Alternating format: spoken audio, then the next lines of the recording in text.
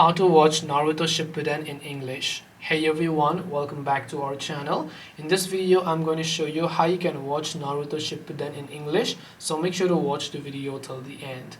Now, in order to watch Naruto Shippuden in English, if you have been trying to do from the Netflix, there is only the subtitled version. There is no audio in English. So what if you want to watch English dubbed? Well, we also have one more platform, which is Crunchyroll, which is completely safe, legal, and also free to use if you want to use a free version, or you can also subscribe to premium. So in this case, I will simply open up Crunchyroll, and once I open up Crunchyroll and log into my account, I can tap the search bar here, search for Naruto Shippuden anime. Here you'll find it. Now I can just tap the continue watching option and start a certain episode over here. Now once I go ahead and then start a certain episode, let the video to play up, and then let's say if I want to change the language, by default it's set to Japanese, which is the original.